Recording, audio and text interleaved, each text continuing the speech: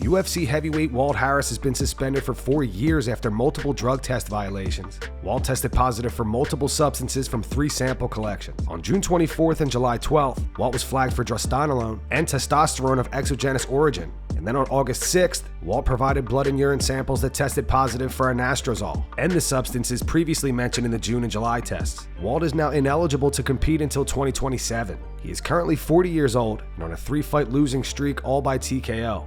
Walt has not released a statement on this situation just yet. However, when he does, we'll be sure to update you guys. What do you guys think of this situation? Do you think we'll see Walt Harris compete again? Post your thoughts in the comments.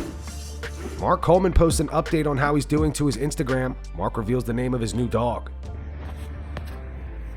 Morning, everybody. Say hello to King Martello. Getting back into a routine. Feeling much better. Gonna take it slow.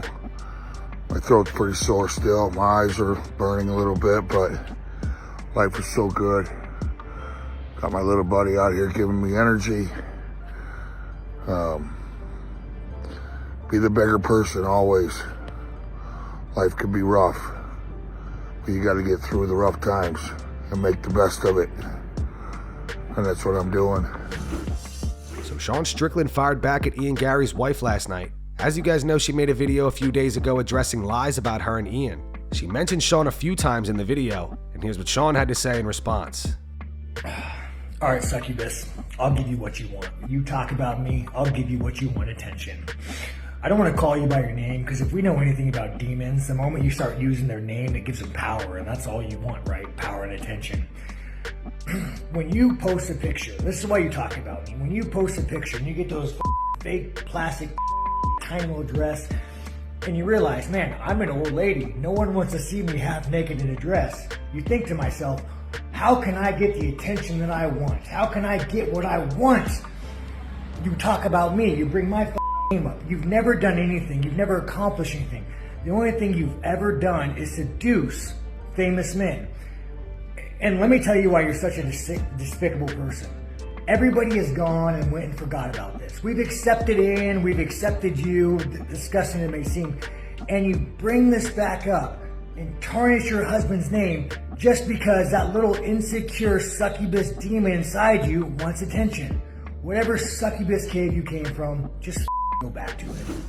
Francis Ngannou hints that he will have another boxing match before returning to MMA. What next for me? Maybe a third boxing match, but I think now I feel like boxing owes me something now, and I have to regain what boxing take from me.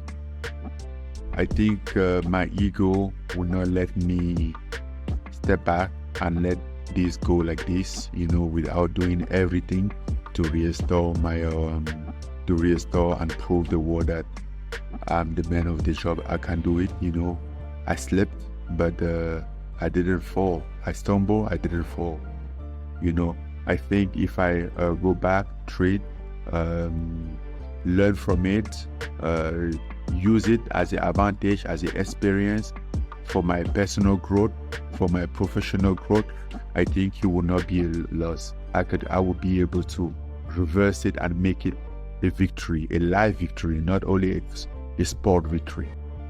And also, I really want to say a huge thank you to all my fans out there, those who supported me, those who wish me well after the fight night, get prepared, work on myself, and come back again. And this time, I think I'm coming back for another big round. TJ Dillashaw explains why he misses fighting. TJ says that he misses the fear. Watched a lot of fighting when I was fighting, you know what I mean? And I just became, I don't know, I can see I guess. You mean as a champion, you're a champion? Yeah. You miss it though? I do. I miss the fear, bro. I miss being deathly afraid of going out. Everyone's afraid to go out there, right? Everyone handles it differently. I love it. I thrive off that fear. Right. You know what I mean? It's makes me feel alive more than anything in the world. Jose Aldo makes his return at UFC 301 against Jonathan Martinez. Jonathan, in a recent interview, vows to spoil Jose's return. Speaking to SiriusXM, Jonathan said, "I was a fan. I used to watch him. My parents used to watch him when he was in the WEC. I wanted to fight him before he retired too, but then he retired. That was it. Then one day they asked if I wanted to fight him and I said yeah. I didn't hesitate at all. I said, yeah, let's do it." Yeah, the UFC could have given me Aldo's fight because they believe in me. It could be that too. There's a lot of things that go into it, but I'm just ready to go in there and show that I'm with the top guys. Yeah, it's pretty cool. I'm actually waiting for that Brazilian crowd. All the boos and all that. The boos is going to be like they're cheering for me. In the Apex, I don't hear anything at all. It's just quiet. So I'm going to have some noise. Even if they boo me, I'll have some noise. All the crowd and all that could be booing, but it's just going to be me and him in that cage, so it doesn't really matter. It doesn't really get to my head. It doesn't faze me, nothing. Merab Dvalishvili takes a side kick to the body from Zhang Weili.